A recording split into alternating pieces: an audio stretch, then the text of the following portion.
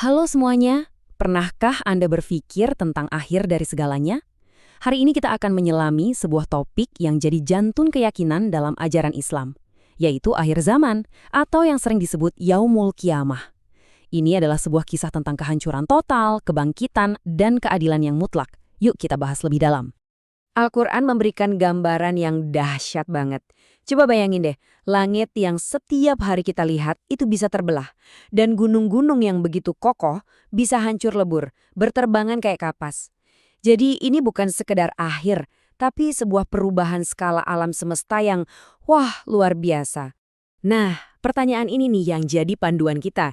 Kita akan coba urai satu persatu tahapannya, mulai dari tanda-tanda awalnya sampai tujuan akhir setiap manusia. Tentunya berdasarkan ajaran Islam. Mari kita lihat seperti apa perjalanannya. Oke, jadi peristiwa besar ini ternyata nggak datang tiba-tiba. Menurut keyakinan Islam, kedatangannya itu didahului oleh serangkaian tanda. Ada tanda-tanda kecil, ada juga tanda-tanda besar yang benar-benar akan mengguncang dunia. Nah, ini dia beberapa tanda-tanda besarnya. Ada kemunculan Dajjal yang disebut-sebut sebagai pembawa fitnah terbesar dalam sejarah. Lalu turunnya kembali Nabi Isa untuk menegakkan keadilan.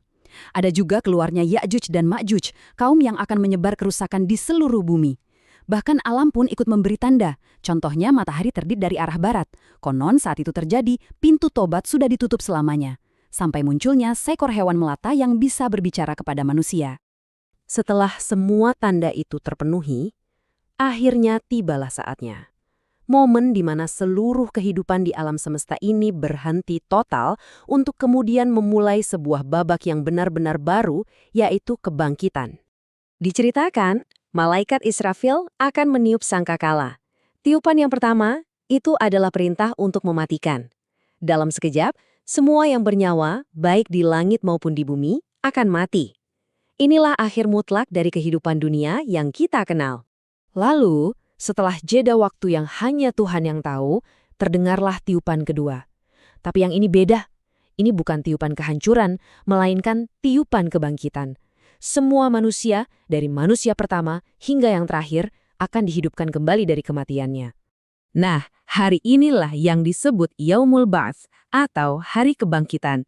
Momen di mana setiap jiwa dikembalikan lagi ke jasadnya, bersiap untuk memulai proses pertanggungjawaban. Ini adalah gerbang menuju pengadilan yang sesungguhnya. Lalu semuanya akan dikumpulkan di satu tempat yang sangat luas, Padang Mahsyar. Di sini semua status duniawi kita nggak ada artinya lagi. Kekayaan, jabatan, pangkat, semua itu lenyap. Semua manusia berdiri setara di hadapan Sang Pencipta, hanya membawa satu bekal, amal perbuatan. Kita lanjut ke tahap berikutnya. Setelah semua berkumpul, dimulailah hari perhitungan atau Yaumul Hisab. Disinilah setiap perbuatan kita, sekecil apapun, akan ditimbang dengan keadilan yang sempurna. Proses ini menggunakan mizan atau timbangan ilahi. Ini bukan timbangan biasa ya, tingkat presisinya absolut. Setiap niat dan perbuatan yang terlihat maupun yang tersembunyi di dalam hati, semuanya akan ditimbang. Tidak akan ada yang terlewat sedikit pun. Selanjutnya, setiap orang akan menerima buku catatan amalnya, semacam rapor kehidupan kita. Nah, cara menerimanya ini jadi pertanda penting. Orang-orang beriman akan menerimanya dengan tangan kanan sebagai simbol kebahagiaan dan keselamatan. Sebaliknya, mereka yang ingkar akan menerimanya dengan tangan kiri sebagai tanda celaka dan penyesalan. Ternyata perjalanannya belum selesai. Setelah perhitungan amal, masih ada satu rintangan terakhir yang harus dilewati oleh setiap jiwa sebelum mencapai tujuannya yang abadi. Rintangan ini adalah Syirot, sebuah jembatan yang terbentang tepat di atas neraka Jahanam. Setiap orang tanpa terkecuali wajib melewatinya. Jembatan ini digambarkan lebih tipis dari sehelai rambut dan lebih tajam dari sebilah pedang. Lalu, bagaimana cara melewatinya? Ternyata kecepatan setiap orang bergantung pada amal perbuatannya di dunia. Orang beriman yang baik bisa melintas secepat kilat atau hembusan angin.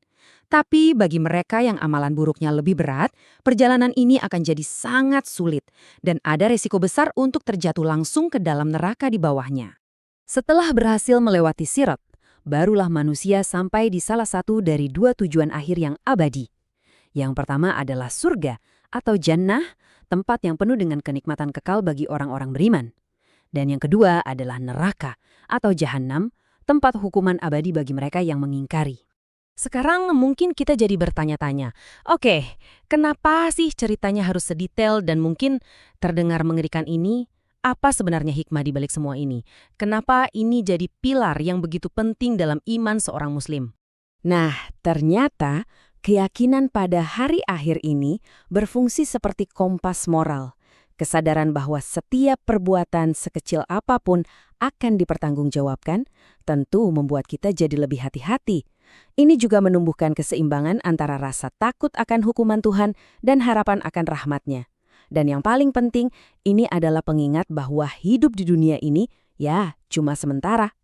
Pembahasan kita berakhir di sini dengan sebuah pertanyaan untuk kita renungkan bersama. Kalau memang semua yang kita kejar di dunia ini pada akhirnya akan sirna, lalu apa yang sesungguhnya abadi? Dan apa yang paling pantas kita siapkan untuk keabadian itu? Terima kasih sudah menyimak.